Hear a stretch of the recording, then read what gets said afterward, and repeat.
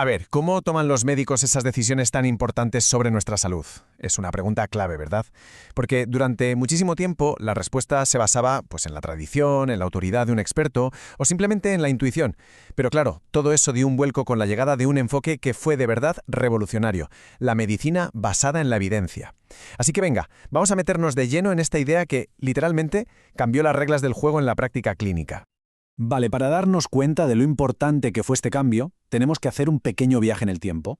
Hay que ver cómo estaba el panorama antes. O sea, qué era lo que guiaba a un médico antes de que existiera un método, pues eso, sistemático y basado en pruebas. La pregunta es directa, sí.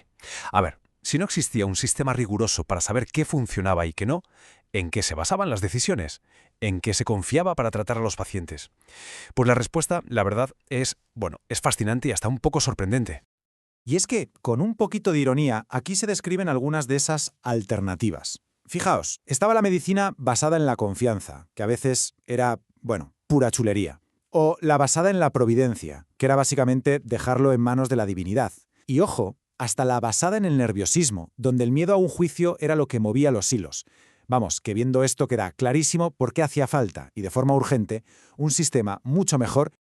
Y ese sistema mejor, pues, tiene un lugar de nacimiento muy concreto, Canadá, en la Universidad McMaster, para ser exactos. Fue allí donde un grupo de médicos y académicos se puso manos a la obra y empezó a darle forma a una nueva filosofía, una que, como decíamos, iba a cambiar las reglas del juego para siempre. Vamos a ver la cronología, cómo fue cogiendo forma todo esto. La cosa empieza en 1981. David Sackett y su gente en McMaster publican unos artículos sobre cómo leer las revistas clínicas, pero con ojo crítico. Esa fue como la primera semilla. Saltamos a 1990 y ¡zas! Ya tenemos el término acuñado, medicina basada en la evidencia. Pero el momento cumbre, el punto de inflexión, llegó un par de años después, en 1992. Y aquí está la joya de la corona.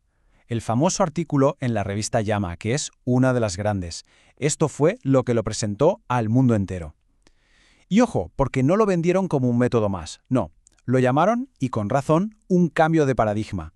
Era la primera vez que se proponía de forma clara y estructurada cómo integrar la investigación, la ciencia, en las decisiones del día a día en la consulta.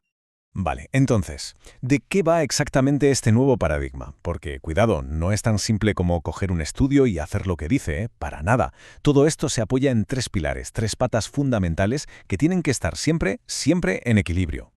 Este tipo de gráfico, un diagrama de Venn, lo explica genial. La medicina basada en la evidencia es justo eso, una intersección, el punto donde se cruzan varios mundos. No va solo de la calidad de la evidencia de los estudios, no. Hay que meter en la coctelera los valores y las preferencias de la persona que tienes delante. Y por supuesto, los recursos disponibles y todo el contexto clínico. Así que la palabra clave aquí es integración. No es una imposición de la ciencia, es una integración. Vamos a desgranar esos tres pilares. Por un lado, tenemos la mejor evidencia disponible, o sea, lo que nos dice la investigación clínica más potente y que de verdad viene al caso. Luego, el segundo pilar, la experiencia clínica, todo ese bagaje, ese juicio y esa pericia que tiene el profesional. Y el tercero, que es absolutamente clave, los valores y las preferencias del paciente, sus objetivos, lo que le preocupa, lo que para esa persona en concreto es importante. Vale, la teoría suena de maravilla, ¿no? Pero la pregunta del millón es, ¿cómo se aplica esto en la vida real, en una consulta a tope de gente? Pues bueno, para eso se diseñó un proceso muy claro, muy práctico, que se resume en 5 pasos. Se conoce como las 5 As. Y lo que vemos aquí es súper importante, porque este proceso no es lineal, no es algo que haces una vez y te olvidas. ¿Qué va?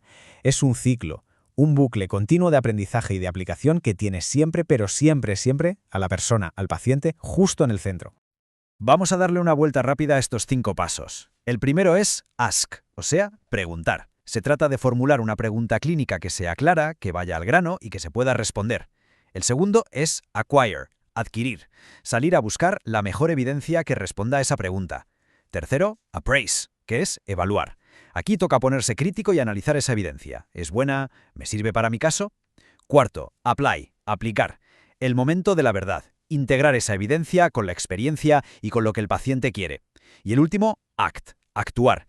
Tomar una decisión pero de forma compartida y luego evaluar qué tal ha ido.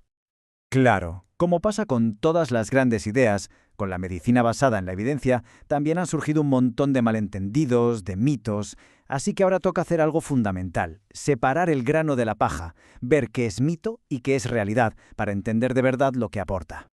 Vamos a verlo claro con esta comparación. Por ejemplo, un mito muy extendido es que esto es medicina de libro de cocina, que te dice paso a paso lo que tienes que hacer. La realidad es que es una herramienta más en la caja del médico. Otro mito, que desprecia la experiencia del profesional. En absoluto, la realidad es que no sustituye el juicio clínico, sino que lo enriquece. Y tampoco, por supuesto, ignora lo que quiere el paciente. Al revés, exige que cualquier decisión vaya de la mano con sus valores. La analogía del iceberg, la verdad es que es perfecta para esto. Lo que se ve, la decisión que se toma, es solo la puntita, pero por debajo del agua, sosteniendo todo eso, hay una base gigantesca de evidencia científica, de experiencia profesional y, como no, de los valores y el contexto de la persona que se está tratando. Y esta frase lo clava, resume la filosofía que hay detrás de todo esto. A ver, la evidencia, la ciencia, nos da el mapa, los datos, es una guía fundamental, pero la decisión final, esa es siempre humana. Implica poner en una balanza los beneficios, los riesgos, los costes y por encima de todo, lo que de verdad le importa a la persona que tienes delante. Y todo eso nos lleva a una pregunta que es, yo creo, fundamental para la medicina de hoy. En un mundo que está inundado de datos, donde cada vez tenemos más y más evidencia, el verdadero desafío sigue siendo el de siempre. ¿Cómo usamos toda esa información para tomar la mejor decisión? Y no solo para la enfermedad, sino para el ser humano que la sufre. Encontrar ese equilibrio perfecto entre la ciencia y el arte de curar.